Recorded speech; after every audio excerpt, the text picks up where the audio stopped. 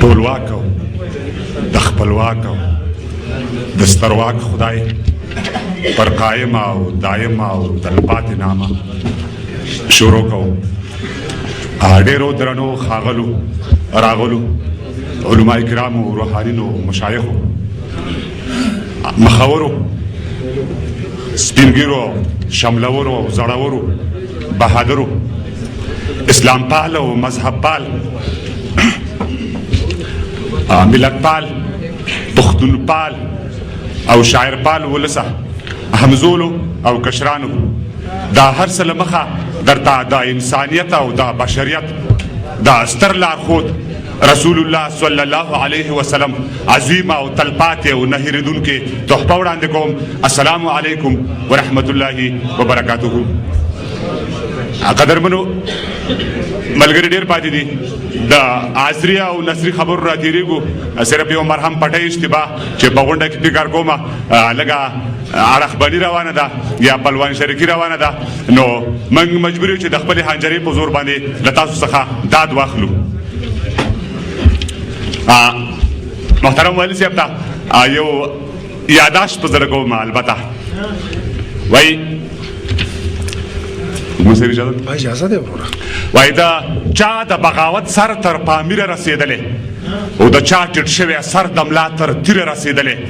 او سره د بغاوت جانان هرتې تڼی ګرځي. تعجب نه دی په دومره رقیبانو کې ژوندون چې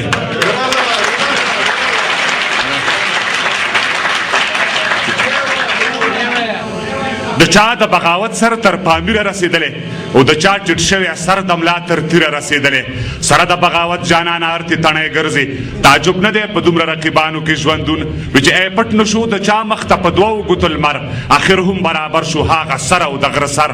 او اورمه ترنم په اللهو مست د شیخان او دربار ته دې راغلي د لرې موریدان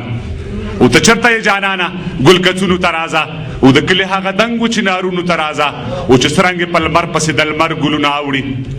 صافی صاحب چې څرنګې په لمر پسې د لمر ګلونه اوړي دا ستا مخور مخ پسې بلا مخونه اوړي او شوې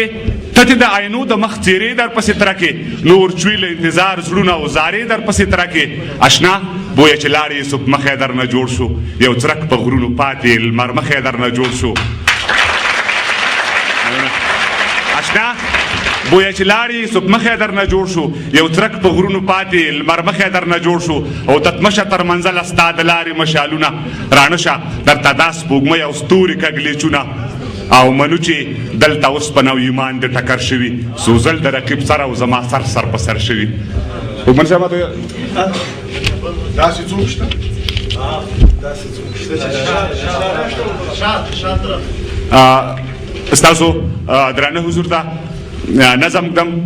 البته نظم وګود دی خو ستړی کوونکی نه دی. امید دی چې خاطرې مو پې باندې درنې نه شي. وایي داسې څوک شته چې د ارې خوله کې غاښونه مات کړي داسې زلمي غواړم چې لاس تې مات تبرونه مات کړي او د سپین غر د برو زرکو ورک بچي پیدا کړي د منډایر له تجارانو نه پوښتنه وکړي او د کونړ د بوچو لمنځو سټکي وژړئ. چې داسې څوک شته چې ملالۍ او ناهیدې ته ولاړ سي پر ډبرین قبر یې د پیغلو مات بنګړي کتار کړي د ملالۍ ورک شوي قبر ته ګمبد جوړ کړي د ناهیدې شیندلې قبر ته سوتیږي کېږدي. عزیزانو توجه مو غواړم چې دا د روبلو ماینان اوس په ډالرو روږدي دا په خوروا په پلاونو او په لرو روږدي دا په ناڅا په موسیقۍ او په سندرو روږدي چې د دوی جیب ډک وي ملي ګټه تاوان څه کوي دوی پر مذهب او پر پښتون او پښتونستان څه کوي دا پر هندي ډرامو بوخت دي دین ایمان څه کوي.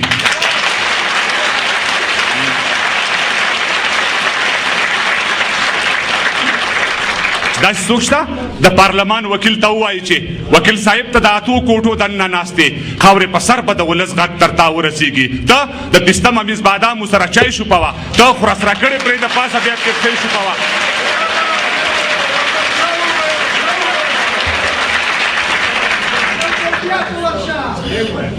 ته د پسته ممیز بادامو سره چای شوپوه د خراسره کړې پرې د پاسه بیا پیپسۍ شوپوه. شاباس په خپلو کړو ژمنو دې وفا وکړله سړک دې جوړ برق دې راتېر کړو اسپتال جوړوي د کلي لوی جومات هم ستا په چانده پوخ جوړ شو د کلي مننه. له قاضي او محکمې مې خپل درشل کې وژنې ته شوې مالک د کور او ما په تور د غل کې وژنې له دې نه پورته بلواکي او زورواکي څنګه وي مونږه جنګ نه کوو خو جنګ په موږ راوتپل شي او د پلار نیکه د شملې ننګ په موږ راوتپل شي او ننګ په غلا جنګ په وسله اوږده لاسونه غواړي جنګ پرمختللی اقتصاد جاز او ټانګونه غواړي او موږ د لوږې اور د سوال په ټوک ډوډۍ وژنو زموږ خویندې د پردیو دوکانو مخې ته د سوال لمنې غوړولې ټوک ډوډۍ غواړي په دې مړه دیموکراسۍ کې موږ د ولږې مړ شو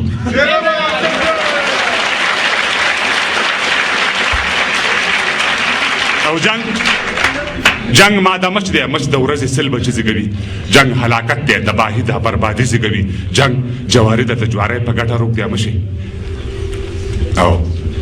لبل طرفه پر وطن د ایډز وبا خورېږي څو فاحشو له افغاني ناموسه پوزه پرېکړه د $100 پر بدل کې خپل غاښونه ویستل د خدای له دې عظیم نعمت یې ځان محرومه کړلو تو لعنت شه چې په دې پیسو بیا څه کوي دوی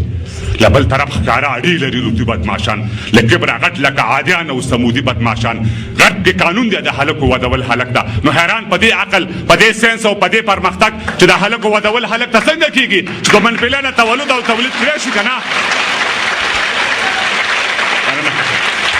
او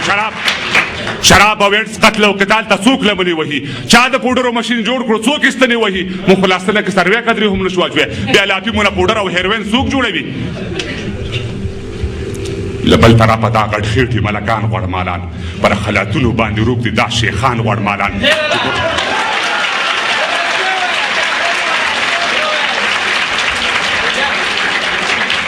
لبل طرفه دا غټ خېټي ملکان غوړمالان پر خلاتونو باندې روک دي دا شیخان غوړمالان چې کور ته ورشي نو سپر لري ټیکټري لري په جریبو ځمکې لري غري لري چکۍ صابون لوټه وړو پسې به سر ماتوي چارک لوبیا د سوال په وړو پسې به سر ماتوي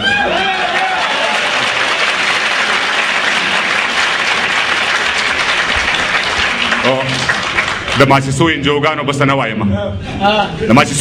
انجیوګانو بس نه وایم بس دومره وایم چې خیرات زمونږ په نوم راوړي پښې ته راتاو کې د خپل کور خیرات په خپله وخوري ته به قرضې لاله د کومې سوړي خوله بنده کړي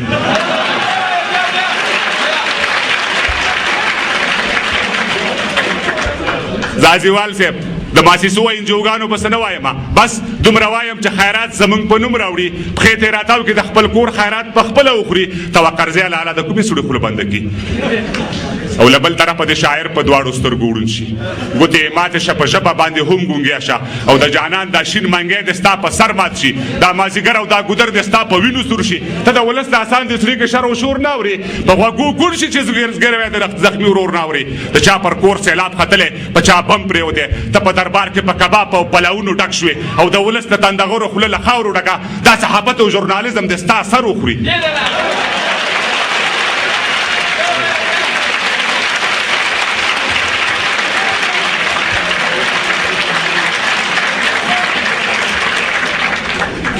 اخیری سوا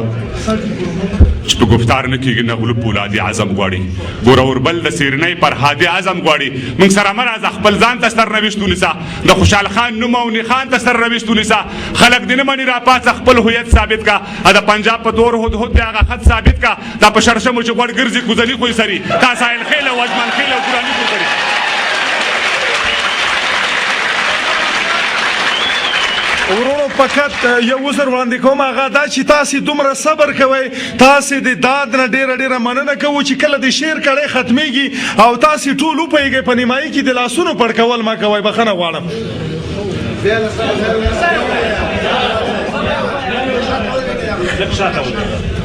په گفتار